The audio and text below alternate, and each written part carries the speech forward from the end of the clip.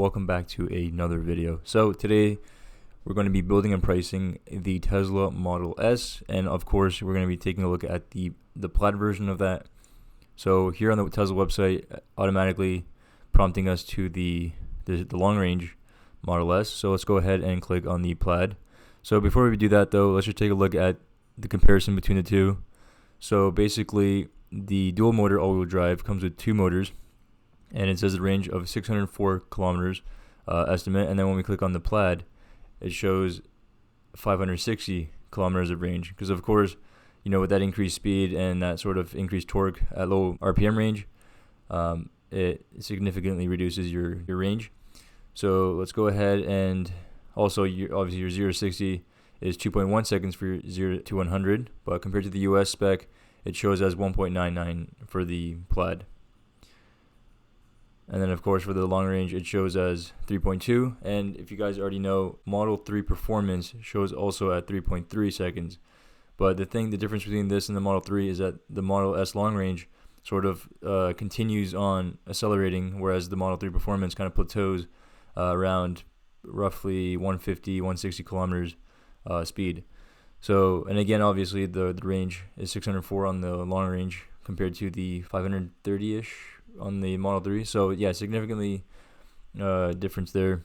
So with the tri-motor all-wheel drive Model S Plaid, starts around 170,000 Canadian dollars. So obviously you guys can see from the interior, it's carbon fiber compared to the long range, which is wood grain. And then also from the exterior, the difference would be, obviously these rims are optional, which means you can get either rim for each model. So basically you can get the Plaid with the 19-inch rims, and you could also get the long range with the same rims. So basically, if you see a Plaid from a side profile with these rims, you know, it can kind of throw you off if it's like a long range or a Plaid, but it's also kind of a good thing too, because you get pretty much additional range with the 19-inch compared to the 21-inch rims. And of course, the 21-inch rims cost around $6,000.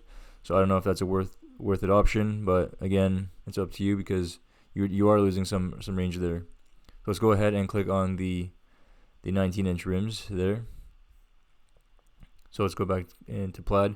So again, the difference between this and the Model S long range is not a whole lot from the front and side, but mostly from the back and the interior carbon fiber trim. So from the front, if you look at the long range, so no difference there. And then when we click the Plaid, again, no difference. Side profile, no difference. And then, so if you go to the side profile, so again, side profile long range S, and the Plaid, it doesn't even lower down a little bit either. So it's sort of the same height. And then if we go to the back, so this is where you see that carbon fiber lip spoiler there, right? And then also just a little Plaid logo on the bottom right corner, and then the carbon fiber spoiler. So again, nothing too drastic right there. And then obviously the inside, the carbon fiber trim. So let's go ahead and check out the specs. So it says Plaid upgrades include the quickest accelerating car in production today, 0 to 60 or 0 to 100 kilometers in 2.1 seconds, quarter mile in 9.23 seconds at 250 kilometers trap speed, 1,020 horsepower, 3 high-performance motors with carbon sleeved rotors, and torque vectoring. So these are incredible numbers compared to, let's say, you know, McLaren 720S, Lamborghini Huracan, Audi R8. So, you know, for what you're getting literally like hypercar performance numbers at a price of 170 Canadian. So it's like, yeah, you're getting a lot for your money in terms of the specs. But again, you're not getting sort of that look and, you know, sound of a hypercar, supercar. But again, it's something worth sacrificing, because in my opinion, this is definitely worth it. You know, no oil changes, no maintenance. It just works, you know. In my opinion, I feel like sound, like from an exhaust, will sort of fade away over time. So like in 10 years time, no one's going to really care about the exhaust or the rev or this and that, because it's like, if you think about it, like let's say you see a classic car like 1940s, 1950s, and it just rumbles and it just stinks because there's no carburetor. And you look at it, you're just like, oh, it's so obnoxiously loud compared to a car today. And then that's basically the way it's going to be with an electric car. You know, let's say 10, 15 years down the road, or not even, that's kind of too long, but like you get the point. It's like once everything becomes sort of electrified, and then you hear a normal car today, you're gonna be like, oh, that sounds obnoxious, or it stinks, stuff like that. So basically, over time, it's just gonna fade away. The desire of an exhaust or sound is just gonna fade away. But what's gonna stay is sort of the overall visual looks and the feel of the car, because take a Lamborghini Huracan, for example. The look of it looks good, but what's really drawing people to the car is the engine, the sound, the whole experience that you get. But once you take that away, and you put an electric engine in that same exact car, it sort of takes it away. But then over time, you get used to it, and basically you forget about the whole exhaust experience. So that's just my opinion. I'm just saying that, like, over time, the exhaust that draws you to the supercar, hypercar, that's going to fade away, and everyone's going to start focusing more on electrification and sort of focus more on the increase of horsepower, these performance numbers. That's just my opinion on it, but yeah. So let's just take a look on the paint. I know I got a little off topic there, but let's take a look at the paint. So you have 5 different options for the paint. Standard, of course, is Pro White Multi-Coat, and then you also do have Solid Black. So white is obviously the only free color, and then once you go to black, it's $2,000, which in my opinion looks really, really stealth, because you do have the blacked out trim package along the sides. Well, it's not a package; it's included for the newer models. It's all blacked out, the door handles. So yeah, this looks very, very blacked out, stealth, especially with these rims as well. And then once we take a look at this is the least desirable color in my opinion. I feel like not a lot of people go for midnight silver. You don't really see these a lot on the road. It's kind of a mix between like a dark gray and just not really not the most popular color option. And then you do have also deep blue metallic, which again, it does shine nice and well in the sunlight, but in darker situations, it does seem like a dark, almost like black. So it's like a very dark blue. Again, obviously the name says deep blue. So, and then also the most expensive color is the red multi-coat, which coming in at $3,300. So this is like the top of the line exclusive color. So when you see a Model S in red, that person spent $3,300 on it. It's an exclusive color. It just really gets your attention, and it really does stand out for this Plaid model, of course, being red, fast. So it's a nice color. But again, I feel like red, blue, and like silver metallic, these colors shine really well in the daylight. But then once in the evening time, at nighttime, when you see one from far away or from far away, pretty much, it sort of seems like black, or like it's harder to pick up the color basically in low light situations. Whereas white and black, it just are easy on the eyes. But of course, black being really hard to clean and maintain. That's just something to keep in mind. But of course, if it was for me, I would go for white. It's just easier to clean, easy on the eyes, shows the body lines properly, and it also shows that for example, if you get all black right here, so from the front you can't really notice the bumper change. So it's just like you kind of have to rely on the black door handle trims and the carbon fiber spoiler. You can't even see the spoiler anymore from here. So, but then when you get white, you see pretty much everything along the panels there. So it's just, I don't know, something to keep in mind. It's a personal preference, but. And then, so the wheels, like we mentioned, 19-inch rims gives you about 637 kilometers of range, whereas when you get the 21-inch wheels, the range drops down to 560 kilometers, and these are also a $6,000 option. And I do believe if, let's say you did spec it out basically with the base rims, and then later on you change your mind wanting to get the upgraded rims, the $6,000 price would still be there, I believe, but it's just going to be sold out, and the wait times. So it's just kind of like, as soon as you build it, you kind of have to have it planned out, because later on, you might not be able to get the upgraded rims that you want to later on. That's just something to keep in mind. But let's just go for the regular rims here. And of course, the interior, I'm a big fan of white interior because basically it just stands out. It seems like a spaceship, like a spacecraft. It just stands out. It's more premium, and it gives it that nice extra touch.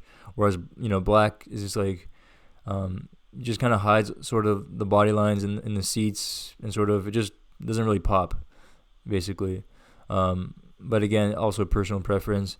And then tan interior or cream is also a $2,600 option. I think they're all 26, are they? Yeah, so they're all white and tan or cream are 2,600 interior option. And I feel like cream is the one that gets outdated the quickest, because if you look at older previous Model S models, let's say 2015, 2016, 2017, the ones that have tan interior kind of sort of feel outdated, but the ones that have black and white interior are definitely holds their look. Like looking at the used market, not a lot of white, black and white seats are on the market. So yeah, definitely white is a pretty rare option to go for. And again, people are going to complain about keeping the seats clean and jean marks and stuff like that. But again, those do come off if you maintain it and basically wipe it off. So nothing too crazy there. But yeah, definitely with the white interior, white and black interior is my favorite. So it definitely complements the carbon fiber trim, which is a nice touch. And then if we click on view details, it shows us sort of what's going on in the interior. Basically, there's 3 displays right in front of the driver, and then the center console, and then one in the back seat. So definitely a cool upgrade compared to the previous model. And also you do have that yoke steering wheel, which I forgot to mention, but this is a very cool design. I'm a really big fan of it. I definitely want to try it out one day. This screen in the back, where you can control the climate, play video games, watch pretty much videos, Netflix, stuff like that. So it's really, really cool. And then also this new center display is tiltable. So basically it can tilt to the right and to the left. I believe that's a software update coming soon. But overall right now it is a much more clean design. It's horizontal now compared to the previous model where it was vertical.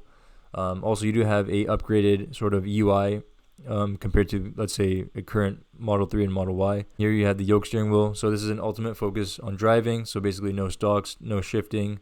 With the stockless steering wheel yoke, you can enjoy both the car to drive and the best to be driven in. The thing I like about it is that it's very cost effective. So producing this at the factory, literally half the steering wheel is not there. So basically, in terms of parts, you don't have to worry about gear lever on the side, the windshield wiper stock on the left side.